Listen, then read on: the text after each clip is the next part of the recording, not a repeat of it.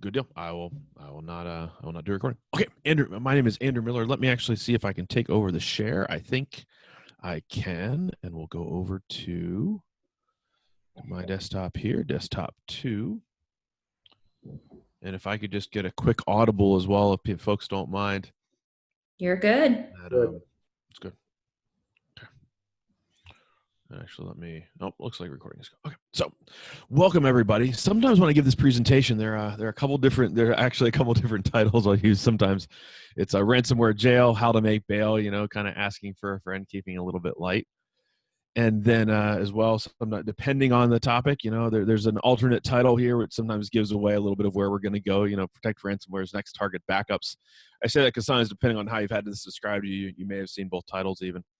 What we are going to do today is we are not going to start with what Pure does. We're actually going to start first with a good bit of landscape. And this is because, frankly, I mean, this is as with any discussion, we should never just start with like, here's the thing we got. We should start with like where it fits and what the landscape is, et cetera. And especially in a ransomware scenario, this is not easy stuff. This is actually kind of painful. So we really especially want to do that here. If you're familiar with Simon Sinek and the Golden Circle, that's some of the methodology we're going to follow. You know, you start with why, starting with why, kind of the landscape, get into what, and then how you kind of peel things down little by little. So we're going to start with a good bit of landscape. We're going to move into overall defense principles from a ransomware scenario. Then move into specific principles that apply to backups and data protection and how Pure can help you with those. Because of course, you know, there's stuff that we think that we can do here uniquely. And then I'm going to turn it over to Ben, and I think he's going to interleave and comment because I know that there's some strong capabilities as well from a partner standpoint. The reason I'm comfortable saying that is, you know, briefly about me. Most importantly for this event or this discussion, I started on the customer side for about 7 years. So kind of admin, engineer, architect. And everything from storage to virtualization to security to VMware, just all over the place. It was kind of painful at the time in some ways, but big enough shop to have decent toys, not so big that that we had silos. 8 years on the partner side. Therefore, my comment about what Ben's going to talk about and knowing there's real partner value in this space, being a true value-added reseller, solution integrator, like lots of different terms out there, but really bringing value. And then often tech marketing for a couple of years. You can find me online on Twitter and blogging, et cetera, periodically. The other thing that I like to note specifically about this conversation is that at a very personal level, this is one that I've been talking about for a couple of years. So there's security background, both from a customer standpoint, but actually before this, I was at Rubrik building out a tech marketing team, full disclosure. And this is not you need more pictures of Andrew on the slide because you can already see me on video. But it's that have been exploring this and presenting probably 50 plus times between user cons and VMUGs and conferences and whiteboards and some online interviews, just that kind of stuff, right? So I've been exploring this landscape for a while. So when we are operating on a day-to-day basis, this is what we hope our life is like, right? From an IT operations standpoint. I'm trying to lose all of my customer soul over the years, right? You know, we all do different things over time, but remembering what life is really like. But even though this is where we want to be proactive, thinking about getting new stuff done. This is the world that we live in, right? Day-to-day basis. There's so much going on. There's always more things coming in. There's new projects or new tickets or whatever else it is, you know, or man, I wish I could get off pager duty so I could actually be more awake the next day because I wasn't dealing with something last night, you know, that kind of stuff. Into this comes ransomware. We're not looking for it, but it's frankly a little bit of an unwelcome visitor. So how did we get here? How did we get to this dystopia? Pardon me. I will be taking some drinks of water as we go along the way. So how do we get here? First, a little bit of base definition. I'm hoping, if you're on this call, you already know this. It's, you know, malicious software encrypts your data. Until you pay money, you don't get it back. The a little bit maybe snide, but also technically correct definition is also problem requires unplanned restore of massive amounts of data from products that aren't designed for it, right? You know, you think about this. So normally from like backup and restore products, you know, you're doing regular recovery, periodic recoveries, maybe bring back a couple percent of your data center. If I ask you, hey, how do you bring back 50% of your data center? We don't talk about backup and recovery. We talk about array-based replication and site recovery manager and Zerto and all this other stuff in the disaster recovery space, right? Let's go a little deeper. So malware, this is generally gets in via malware that typically infects endpoints, often spread via browser vulnerabilities, email attachments. You know, this is where you can kind of talk about zero-day attacks or maybe attacks that were zero-day, but maybe the patches hasn't gotten to whatever device you're running. If you go back about was like 2 months ago, the US government actually put out an alert about Firefox, which is kind of crazy. Like they put out an alert to make sure to update Firefox because there was a major vulnerability, a big enough one, the US government was saying update it. The other thing I found fascinating over the years is that usually, especially for this topic, people don't want to, put their hands up and do public Q&A, except very technical ones maybe, or tell their stories. But often folks will come up afterwards and you'll have some really interesting conversations. So from those, I'm going to use some of the stories from over the years just to illustrate the points because it's far better than me just reading the slides at you. First, a gentleman up in Toronto, the day before he was at the presentation, he'd received an email that looked like it was from iTunes, and everything in there was correct, but it was for a $49.99 app purchase. If you're like me, I mean, that $50 app is not make or break money, fortunately, but that's a lot of money for an app. Like, what in the world did I or my wife or my kids buy? I mean, come on, what's going on? The only thing wrong in that email was the link to dispute this purchase. So unless you do like view source on the email and then dig around and like, you're not thinking about that. You're just saying, yeah, what is this dispute? Or there was a lady who was working 7:40 a.m., came in early, worked in accounts payable. It was actually the day that they were due to implement an intrusion prevention system, and actually she opened up a PDF. It looked like it was a legitimate email from a vendor they'd worked with. Opened the PDF, her machine was infected.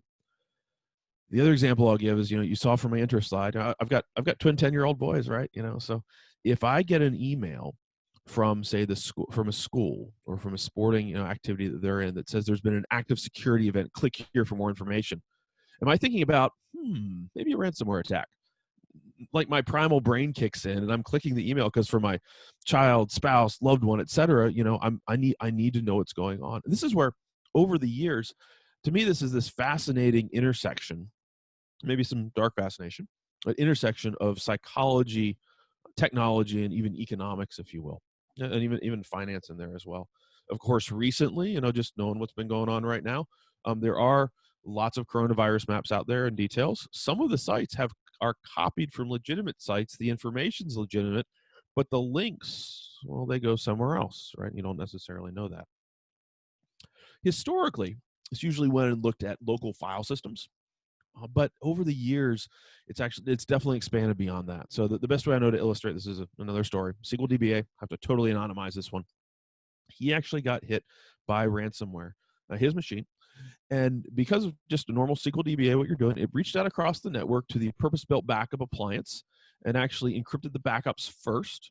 Then it reached out across the network and on the SQL servers, the MDF, LDF files, encrypted those, and then encrypted his local machine. Right? This is the definition of a really, really bad day. It's a production backup as well as your workstation. Historically, I would often talk about that targeted attacks on individual storage vendors and snapshots are possible, or backups. That's definitely here today. The best known example there is City of Atlanta. They're probably tired of getting mentioned. Their backups were compromised, as well as we've seen cases where attackers have actually gotten access all the way into admin credentials on storage arrays, which is kind of crazy to think about. So to understand that, going off into the anatomy of an attack for a couple minutes is helpful to play that out.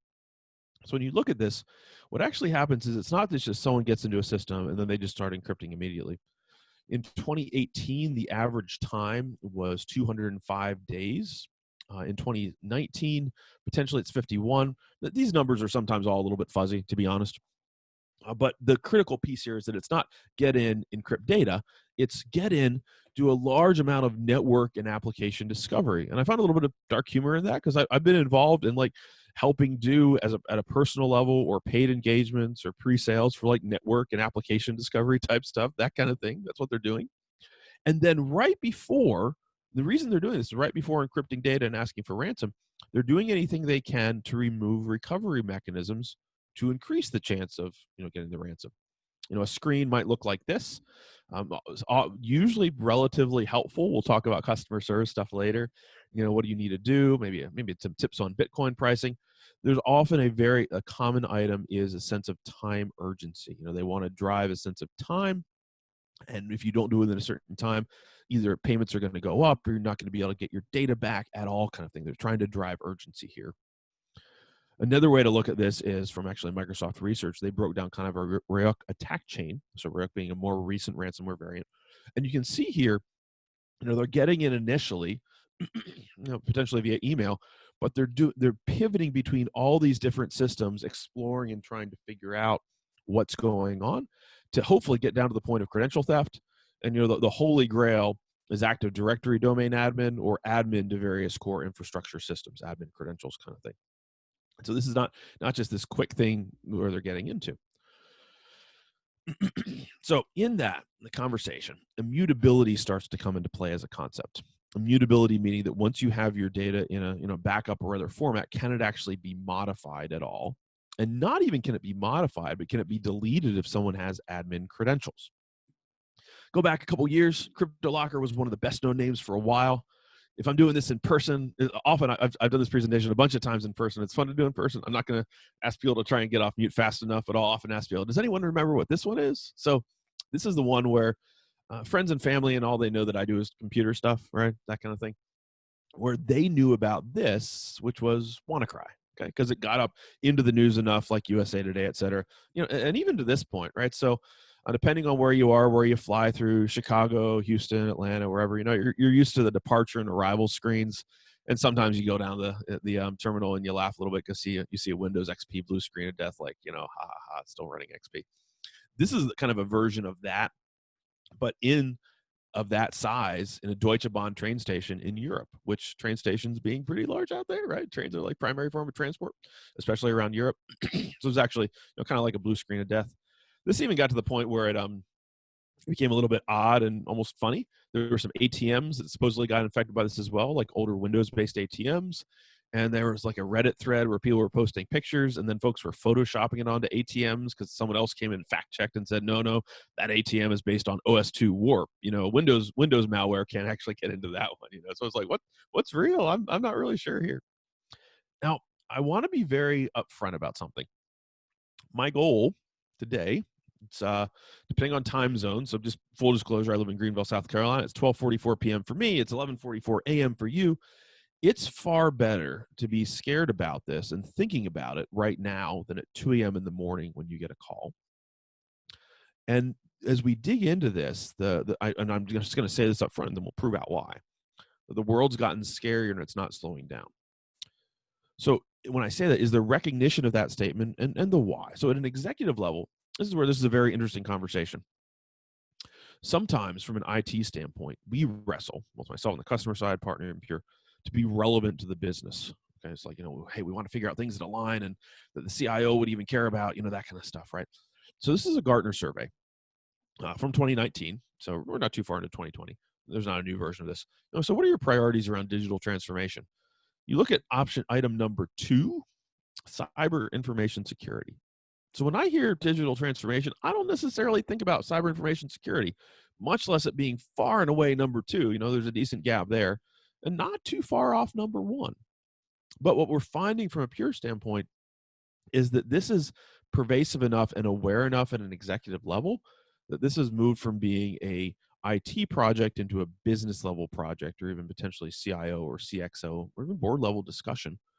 There's some other executive stats out there that 67% of ransomware attacks end up causing permanent data loss.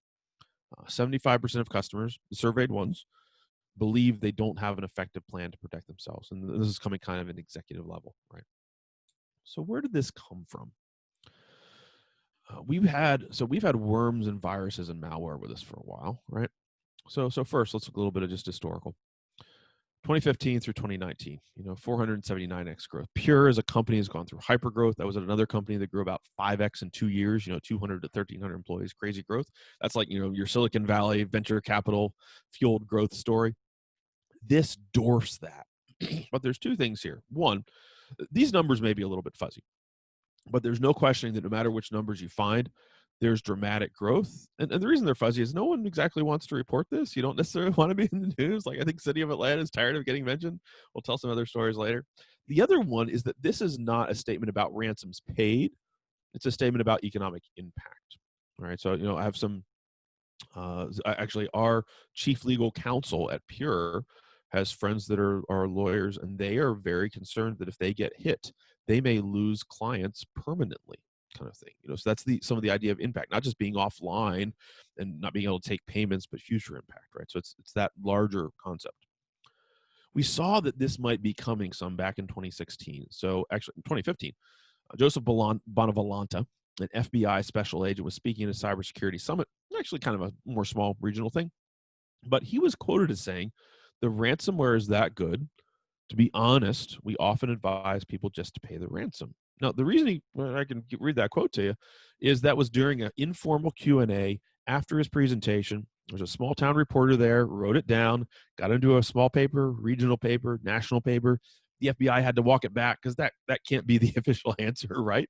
But we saw some of the shades of this coming a couple years back. And it's almost hard not to turn around and find another story on this. But for instance, for myself, I've got a saved Google search that emails me every morning, and it's usually pretty long. But there's a couple stories here that I like to highlight just because they help play out some of the themes that we're going to discuss. But so first, SFMUNI, all San Francisco and Bay Area public transport, they were hacked the day after Thanksgiving. The kiosk said, "You hacked, no fares collected." 2 school districts, so one closer to where I live, Myrtle County area, or Myrtle Beach, South Carolina, which is Horry County. They were hit, and they said, we don't want to pay the ransom. They went to look at their backups. And this is even before attackers were attacking backups. And they went to look at their backups, and it was like a little bit what I used to live. So I got out of college, junior IT admin, and one of the first things I was given was, here are the backups. No one else wants to do them, right? So I was kind of used to coming into the wall of red failed backup jobs and being a sad backup panda. Oh man, come on, not again. I thought I did that yesterday. So coming into that, that's what they found. Their backups weren't running the way they expected. Another school system in Texas said, we're not going to pay the ransom. They had to recover 3 days, reconstruct, lost 3 days of student and teacher work, then spent quite a bit of money. Healthcare, this is where it starts to just get very personal and very human. So Hollywood Presbyterian Medical Center, they were hit, and for a week, couldn't dispatch ambulances, had to divert ambulances. EMR records disappeared, emails unavailable, no access to X-ray and CT scans. At the end of that, they paid the ransom. And again, if I'm in person, I'll play this out. Does anyone want to guess how much that was? It was $17,000. How much is that compared to a hospital IT budget? Right? It's not necessarily. I mean, I've been in scenarios where like there's a mistake on a quote kind of thing, and if it's a big enough project, hundreds of thousands or maybe a million, it's like, well, if you trust the partner or the vendor enough, like you're going to get that right on the next one for me and take it back off, because I don't want to go back all the way through procurement and purchasing again and delay the project for a couple of weeks, kind of thing. So remember that number. We're going to come back to it. But also, guess what happened 1 month later? They got hit again. The challenges that we see here are often around data accessibility, speed of restore. And I used to have to talk more about, it's not an if question, but a when you get hit. I don't have to have that conversation as much now. But what are the 2 big things that have changed landscape-wise? Because I mentioned worms and viruses with us for a while. So the first is really around the method of payment. I mean, leave out ransomware, just ransom. It was like, exchange physical currency, a briefcase of money. The first big thing that's changed today is Bitcoin, or really, really cryptocurrency. Okay, so I'm not here to kind of have a economic, moral, et cetera, a political conversation about cryptocurrency. Okay, but what I want to call out is that this is a relatively reliable, relatively anonymous payment model. If you get a state government or a state actor really mad at you, they might be able to trace it, but practically speaking, this is anonymous and pretty reliable. And now you start to compare this to, in the US, the average software developer salary, around $69,000 a year.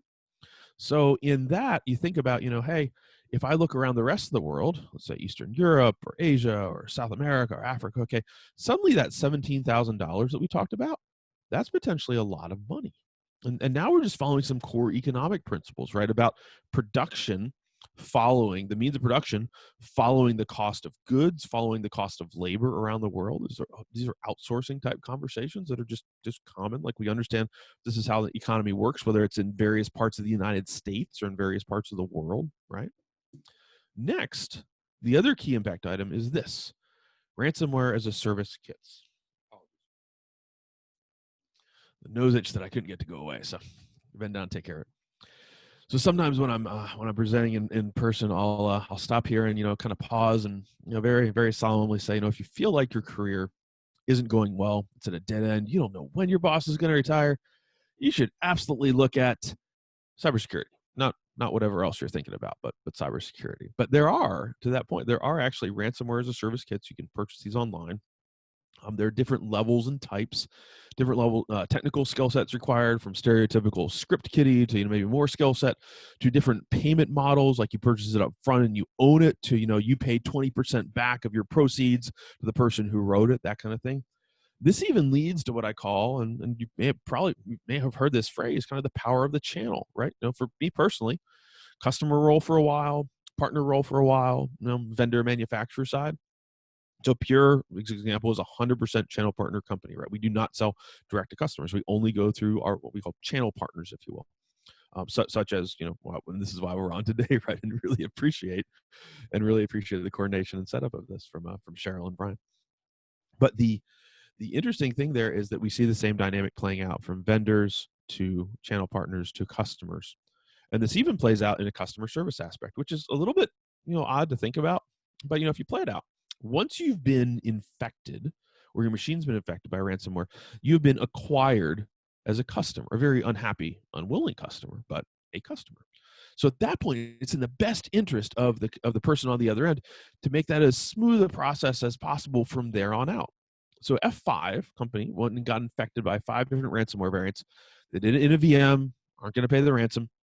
And what they found was it was actually a really good customer service experience, from, how if, it's like maybe a grandmother in the Midwest figuring out Bitcoin, to a teenager who doesn't want his parents to know what he was doing, to a young professional who's got to get that PowerPoint presentation out the door, that kind of thing. And they actually came up, after going through this and seeing what the experience was like, at the conclusion of that study was a bunch of customer service principles that they said would be good for legal IT help desks to implement, which is crazy to think about.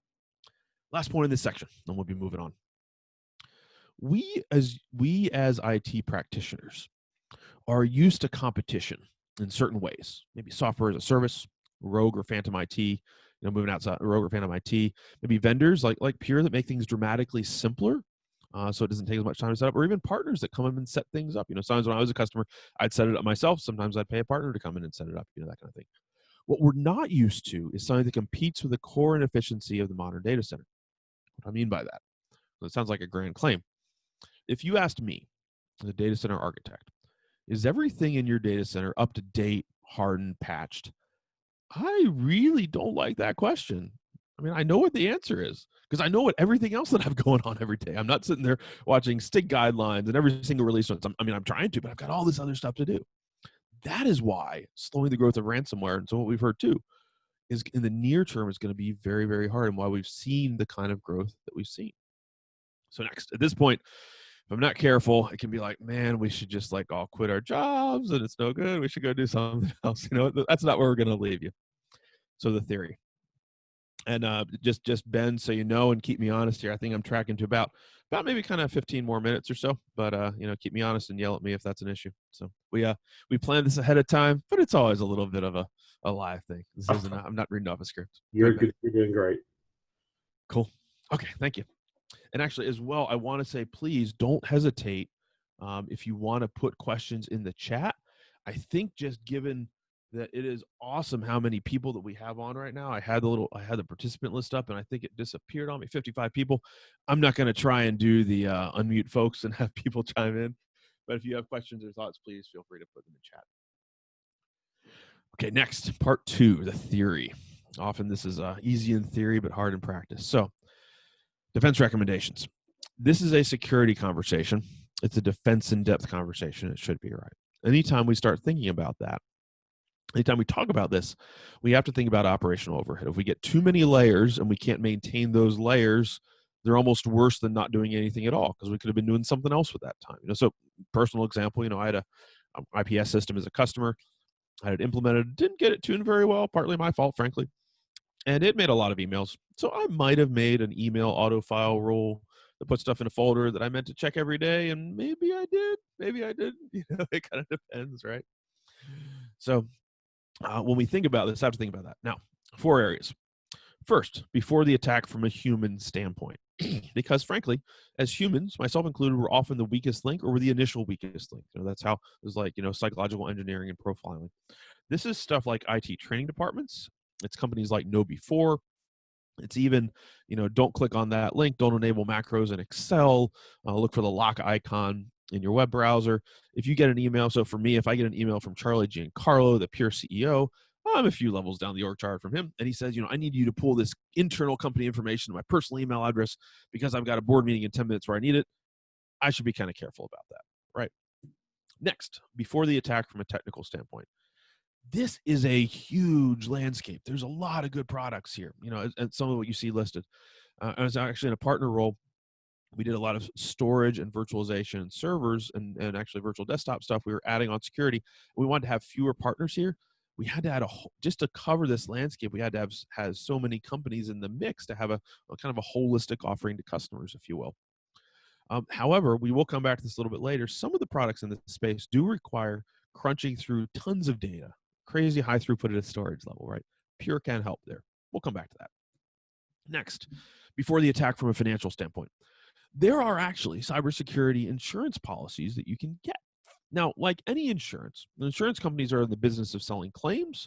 They're not necessarily in the business, they're in the business of selling policies. They're not necessarily in the business of approving claims, right? That's not bad. It's just, that's their model, right? So that's something to be aware of because one, just like any insurance policy, there can be a good bit of fine print on these. Sometimes they have language about being fully up to date and hardened at the time of the attack. It can still be worth layering into an overall, defense in depth strategy. However, on the flip side, I've heard recently from folks that some of the cybersecurity insurance policies come with once you're in recovery mode and having to make a claim, recommendations around tools that they've vetted and companies to work with, that kind of thing, which is some interesting value to provide. Next, or rather last but not least, data protection. I think you knew that we had to get here, so this is about after the attack from a technical standpoint. So this is where we're really talking about backups. So does anyone here not know that you should have backups? I think if you do, or like if you're physically sitting next to your boss, or you are right now, you don't, well, actually probably not sitting next to your boss, but if he can see you on Zoom, don't raise your hand. Do we need HIPAA regulations from Health and Human Services to tell us frequent backups, knowing that you can recover from them is critical, for ransomware recovery? So this is easy, right? We're all done, This is where, sorry, I'm being a little bit snide again, but we know it's harder than this, like the story that I was talking about the school district. Before we get into what Pure can do, though, I want to kind of step to the side for 1 minute, and and bear with me here. This is a little bit philosophical, but not too much. Okay, so we think about the concept of risk, and for me, this goes back to having done work around DR consulting. You're doing like business impact analysis consulting services. Either you're doing it internally, you're paying someone tens or hundreds of thousands of dollars for it potentially. You go in and you map all your applications to tiers, criticality to the business. And then those tiers are based on the RPO, the amount of data that you lose, the RTO, how long does it take to come back online? Okay, and when you're doing that grouping, you have to think about the idea of risk. So risk, function of a likelihood of a threat, acts on a vulnerability, and what's the impact? Okay, so what I want to draw out here a little bit is likelihood and impact. So how do you protect against a kind of a high impact, but a low likelihood or low probability event? The one way you definitely don't protect against that is with a very complex system that requires day-to-day care and feeding. Now, I want to be careful here. You're likely, frankly, getting attacked all the time. I was as a customer, people are always probing your environment kind of thing, whether ransomware or otherwise, but you're not on a daily basis trying to recover from a ransomware attack. You've got all this other stuff to do on a day-to-day basis. So if your last line of defense in a ransomware scenario is something that's very complex and requires day-to-day care and feeding for what's a high impact, low probability scenario, it's not going to be there when I need it, when you need it, right? This is where it can be a little bit of the classic coffee dog, right? This has been me in the past, right? Too. I've got all this stuff I know I need to do. I'm kind of keeping up with what I got to do each day. So I got my coffee. There's all these projects and problems around me, but it's not there yet. So, I'm fine, basically. Like I'll deal with the next thing tomorrow because I dealt with what I had to do today, right? I've been here too myself. So last but not least, there is some hope. So how do we play this out? Still, before we even get into Pure, there's two big architectural principles here, and then we're going to illustrate these with how Pure can help you. The first one goes into the idea of really, do I have my data in the event of I've had a defense in depth discussion, and I have some of those other layers, but I'm now into my last line of defense. So do I fundamentally have my data? Two big pieces in there. First is whatever I'm relying on for that last line of defense simple enough both to set up and to maintain that it will be there? And then secondly, simplicity, reliability goes to, if someone has spent a lot of time exploring my environment, do I have my data in a mutable format? And even what we kind of call Immutable Plus, where even if there's been admin compromise, can they delete my backups? Next, speed of data recovery. So, tree falls in a forest, does it make a sound? I don't know. I don't care. If your backups take so long to restore that it causes major organizational, financial, reputational impact, do they exist? It's a customer story. I have to leave the name out, I'm afraid. But it's a city government that you've heard of. They were hit, and their systems, before Pure, they're now actually a Pure customer. It took them 14 days to bring their backup systems online, or the backup recovery systems online. From that point, they started the restore. And kind of think of a little bit like Windows progress bar style, the time just keeps increasing and increasing.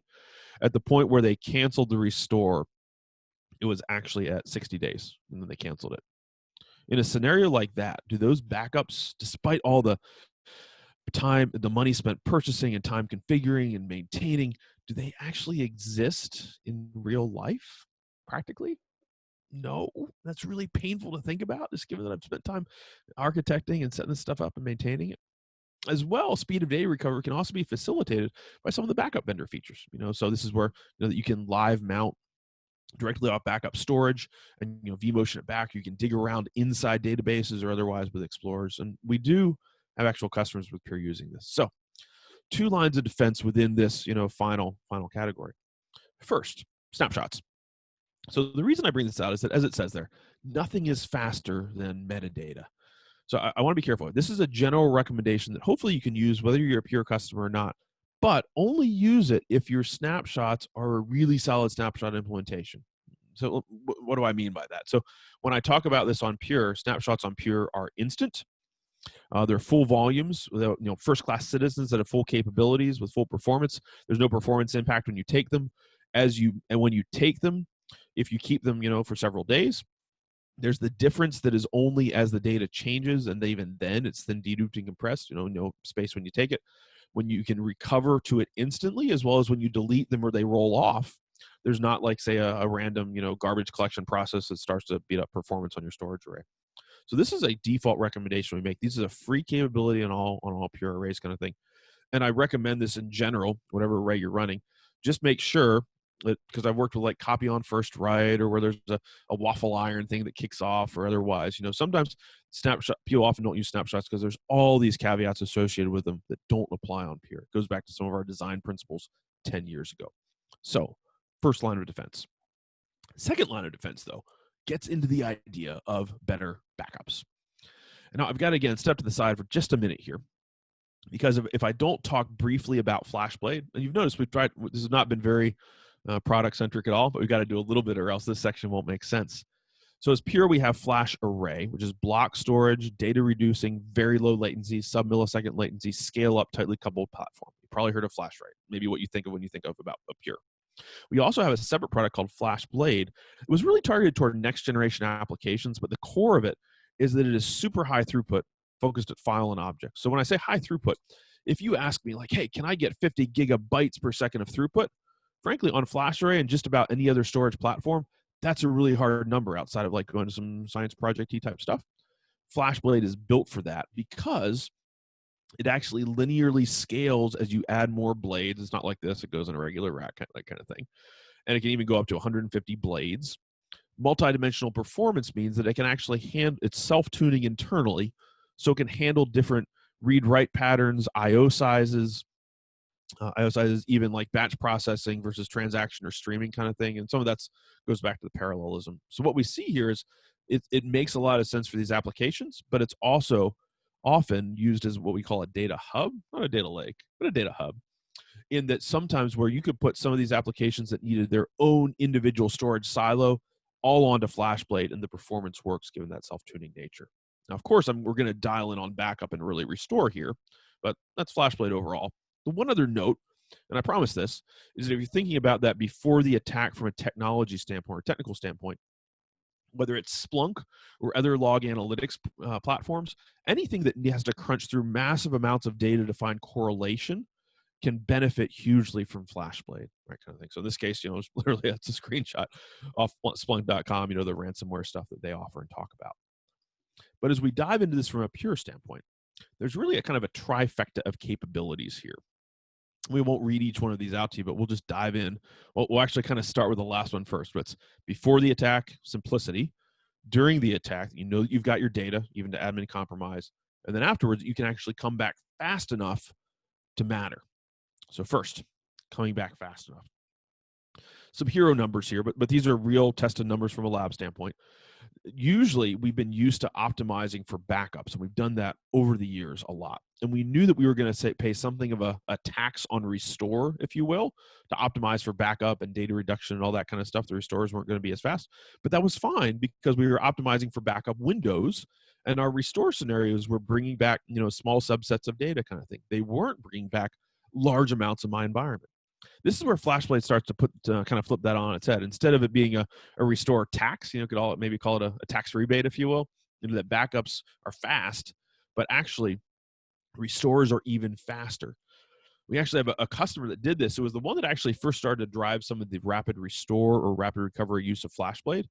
In this case, they're a very large software as a service company, and they were doing cloning of environments for customers based off backup. So, the business uses a clone, but they're doing it via a dump and then restore over to other environments kind of thing. In their scenario, thanks to putting FlashBlade in and even having taking out some custom flash cards, acceleration cards, they went from 38 hours down to 30 minutes, right? So this is almost 2 orders of magnitude, 1.5 orders of magnitude, take your pick, kind of thing. 10x versus 100x. As well, from a simplicity standpoint, our goal here is not to tell you, one, that you have to rip and replace what you have today. We do work, let's just be full disclosure, we do work heavily here with Veeam, Veritas, Commvault. You can take Oracle backups, send them to FlashBlade, SQL Server, etc. There's stuff that we can do jointly with Cohesity and Rubrik. There's a little bit more nuance there. I'm being maybe overly upfront with you kind of thing. But the goal here is that we can work and have validated and demo videos and papers out at various levels with the companies shown here, so that to get some of the benefits that we're talking about and still about to talk about too, you don't have to rip and replace your infrastructure. And once you set this up, it's trivial to keep running at the FlashBlade level. As well, the thing I will always want to make sure to call out is that some of these vendors, depending on which one you're running, they even have some ransomware capabilities too, and we can complement those. We're all trying to attack this problem as an industry. There's nobody that has a silver bullet here. Now, the last piece, and if you've been tracking Pure for a while, you may be thinking, I heard about Rapid Restore before, and I know you can go underneath existing backup products. So is there anything new here? Well, there is and there isn't. And this is what makes this part, the last section here, interesting.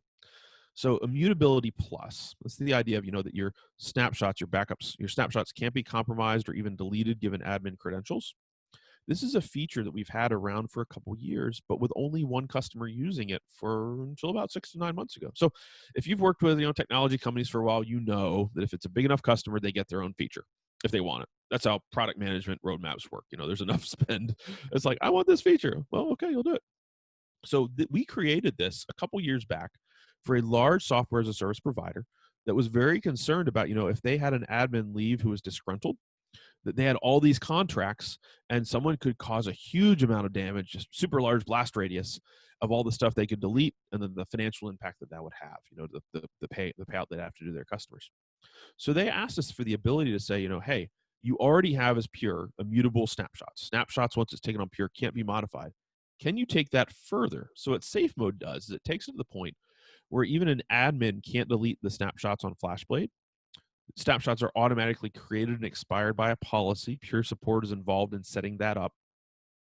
Targeting, in this case, if you're putting your backup data sets and metadata, got to have the catalog on FlashBlade, it's protected. And of course, this is similar to what we talked about snapshots in general, but the whole Pure methodology, we include part of the evergreen approach. We include features at no charge on Pure products, so software features.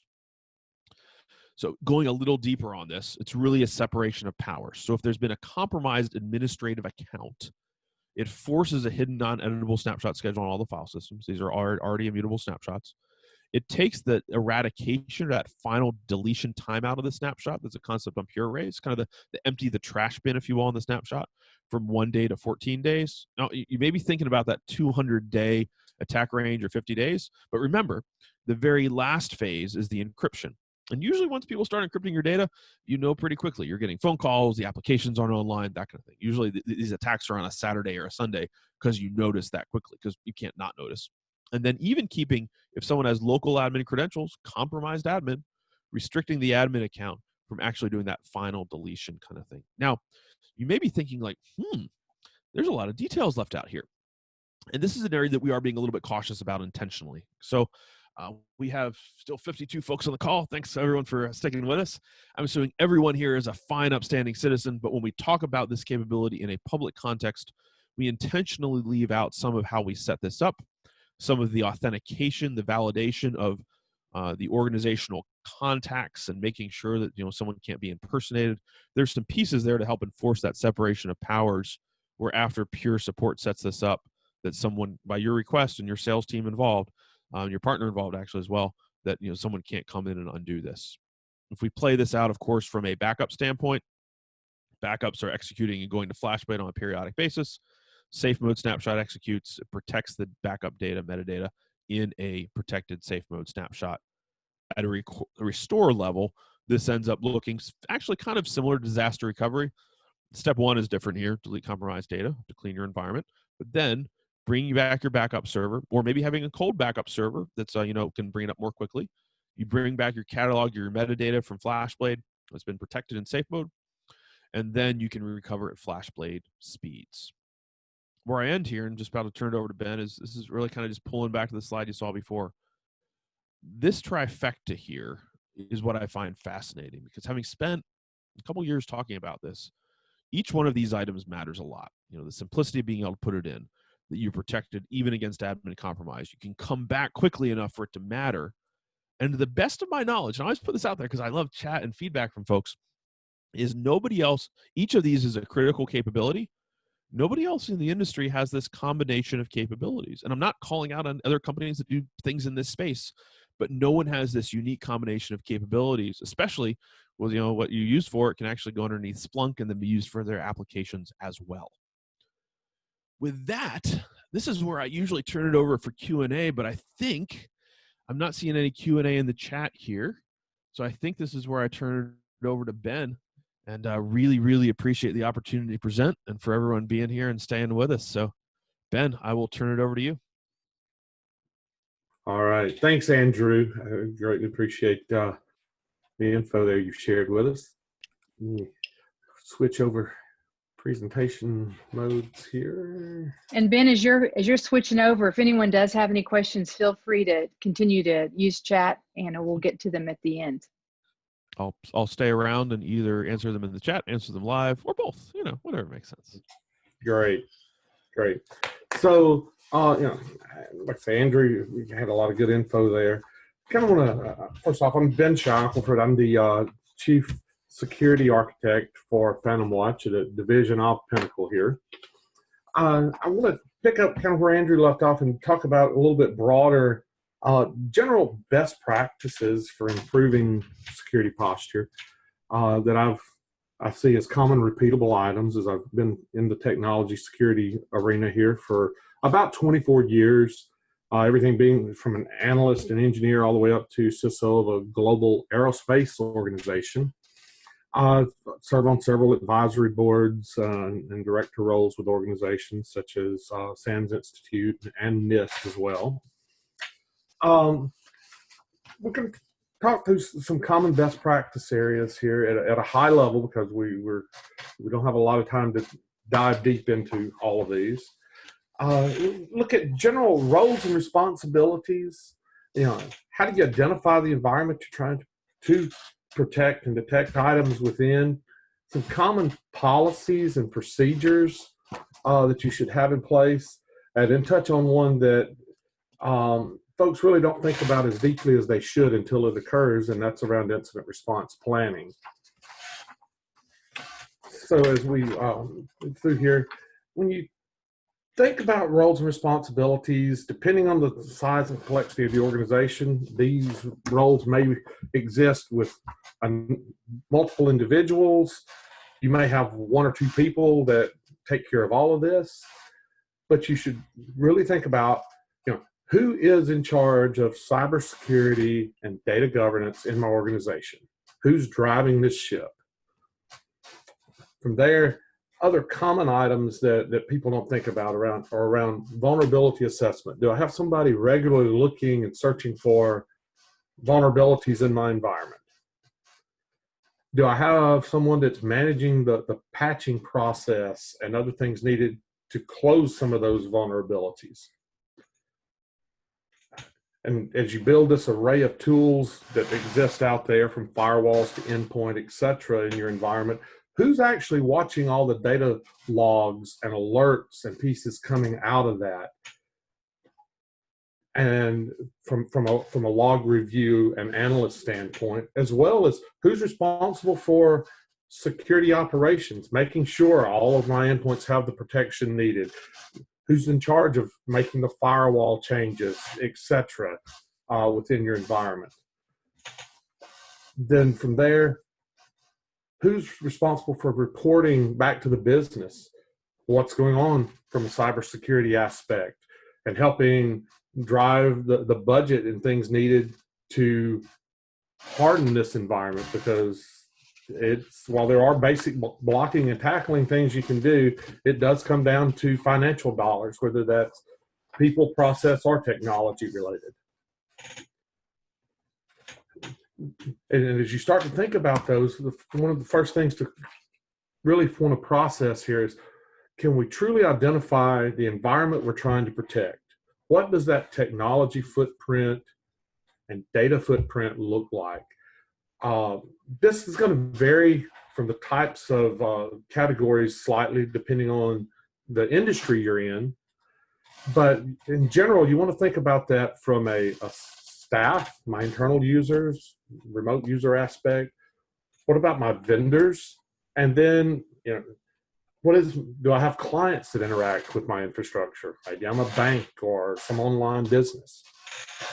So as you think of those, think about that, the overall technology landscape around those areas, the types of users and user needs, and most importantly, where is the critical data within this within this environment? Once you identify those things, then you're ready to start thinking about how to detect malicious activity and protect that footprint. There's lots of products out there. I'm not trying to push any one product because they all can work together in various ways. But certain areas you want to, or tools that you want to consider, is using next generation firewall capabilities, whether that's in your physical environment or virtual environment. You want to make sure that you've got an endpoint detection and response type solution. Just having antivirus with a few things going isn't going to cut it today. You want to be able to have a tool there that can go out, identify those malicious items, but more importantly, when you do detect something malicious, that provides you the ability to search your environment to see where else that might exist, whether it's on physical or virtual servers, workstations, etc. You want to think about, how do I perform those detection and response capabilities in my cloud environment, Office 365, Google, etc. Email filtering, lots of people usually have something there, whether it's standard out of Office 365 or other tools that address email filtering and security. You need a centralized identity management solution or point of truth, whether you're using Active Directory with other tools for multi-factor and things laid on top of that, or more complex solutions in regard to there. And that, again, will vary a little bit depending on the type of industry and size of business you're in. Do I have a patch management tool? It's great to know you've got a problem, but if I don't have a way of deploying it across my systems, somebody's going to spend a lot of time running all over the place, or just, you know, suck it up and deal with the fact that, hey, I've got all these issues and I can't really make any progress on them. And then now that you've got all these tools in place, who's actually monitoring that environment and responding to those alerts? So that's both a people, process, and technology item, as I talked about a little bit ago here when we were talking through processes. There's tools that you can bring in-house. There's cloud-based services, lots of ways to approach that, but do you have that covered? Once you look at those areas, you want to also think about, do I have the right policies and procedures documented to help me protect my environment? You know, how am I creating, modifying, deleting accounts, changing permissions? What's the, not just the technical go punch buttons, but what's the actual process for giving approval for that user? Do I have password policies and processes in place so that, you know, I don't have somebody sitting at an IT desk issuing a password and emailing it over? Users can get in, change their passwords. I know what types of passwords, lengths, requirements are needed. You'll have a general onboarding process, usually more so than an actual offboarding process for staff and contractors. Yeah, go shut down the AD account. Well, great, but what about all the other remnants of data and access that that user might have had access to? Did I truly clean up all of that? What about policies regarding, you know, your overall security structure? You know, what is your security plan? The varying rule policies for compliance, et cetera, that are driven around that. I see a lot of times that businesses, you know, they're letting various third parties make connections, whether it's individual or straight business-to-business VPN tunnels, and don't really have a vetting process around that. So how am I handling vendor access into my environment or back to my data? And then, you know, do you have a process that's going to sit there and you know, say, hey, I'm going to review the user access to the data, make sure that everybody still has the right permissions as needed on a regular basis, and, you know, group memberships, access rights to the data. And then other areas to think about here would be around removable media. You know, do I have a policy around that? And that's a little more legacy train of thought. A little more up-to-date method of thinking of that is, what about personal use of iCloud, Dropbox, etc., to allow users to move data back and forth, or to try to skirt around some of the other security processes that you may have had in place? Because all of those lead up to potential ways for incidents to occur. Everybody always says, hey, yep, I'm great, I'm ready, I can handle an incident. But have you really thought past the fact of, can I technically address the issue to several other areas here that you need to be prepared to deal with? You know, what are my, you know, compliance requirements? Do I have, you know, am I in the finance industry or healthcare industry where there's certain notification pieces that need to be made within certain time frames? Yeah, do I need cyber insurance to help offset my cost from a potential security incident or data breach? You know, again, what are my legal requirements and who do I need to engage? Do I know that ahead of time, or am I scrambling during the middle of an event to try to figure that out? You want to make sure you lay those type things out ahead of time as part of your incident response plan. Some things you may be able to deal with internally. Others may get fairly large and complex and, you know, very quickly here. So do I have a go-to engineer, group, company? Where do I go to have that lifeline from an outside consulting type group or organization that can come in when the house is burning down and help me respond to this issue. And then you start to think about, we've kind of talked about the technology piece of it, but more importantly, what if I've stepped beyond, hey, I've just got a piece of malware or something minor, to, hey, I actually have a full-on data breach. What's my plan? Now I know I've got customer information, PII, et cetera, scattered around. How do I address that? Do you have a communication plan? So especially during those data breach type scenarios, to say to my customers, to my employees, et cetera, here's my initial canned response. Hey, we've had some issue, whatever the canned approved statement for the business is. Do I have that overall data response policy that's going to really get in and deal with how I approach the data breach? And then, you're playing into some of the pieces we were just talking about. What is my disaster recovery continuity plan? Do I have all that laid out? Do I test that, validate that on a regular basis? Pinnacle has developed the PhantomWatch group here to really focus on security, and we have an array of things that can help you out as a business, whether you're a small business or a large organization. We've noticed there's a couple of key areas that everybody's lacking in general on. Those are around the who's watching the tools, who's responding to the things that my current landscape detects. So we've developed a security operations center offering that's tiered in multiple levels here to help you address and meet you where you are today and carry you forward. Whether you just need that base SOC and vulnerability scanning, or whether you need to think about things such as how am I securing my endpoints and email and authentication, network security, training, VPN access.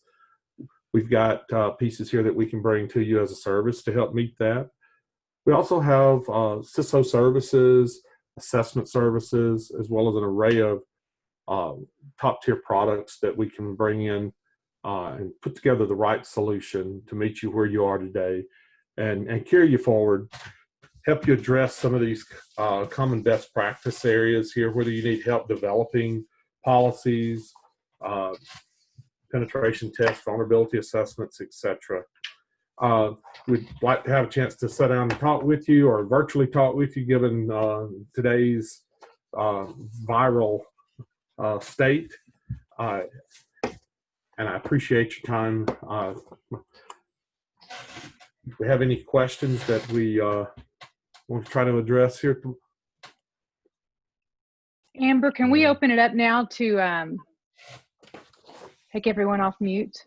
Yeah, absolutely. Let me do that. Okay, all participants are unmuted. That can always be interesting.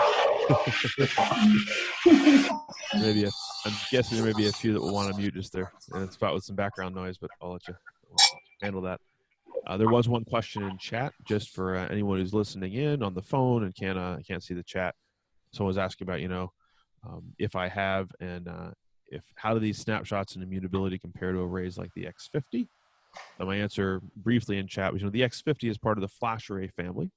So where we talked about enabling snapshots, that absolutely applies. We recommend that. And there isn't actually an additional option. I didn't mention this, just given time on FlashArray, to disable eradication. That there's a support KB on that. You can have support help you with that. The SAFEMODE stuff that we talked about, that's specifically on FlashBlade, even though there's other stuff that we're working on, that we've got in the lab and engineering work going on. And I'm definitely happy to kind of dive deeper into that. But that's why the focus is around backups going to FlashBlade in various ways and how we can protect those, given the fuller capabilities of SAFEMODE on FlashBlade. I think that was the only one that I had, unless anyone else wants to add one in live. Okay. All right. Well, Amber, you ready? Ready for me to close real quick? Yeah, go ahead. Yeah. Hey, listen, everyone. I just want to say thank you again, and thank you, Andrew, and thank you, Ben. One of the things I just, in closing, I'll just say this is that this is regarding not just Pinnacle, but also Pure.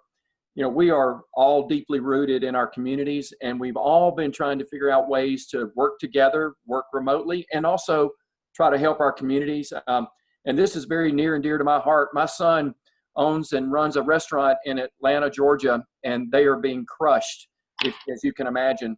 But one of the things that we're doing, and our team will be in contact with you this afternoon. For all of those of you who stayed with us during the meeting, we're going to reach out to you this afternoon.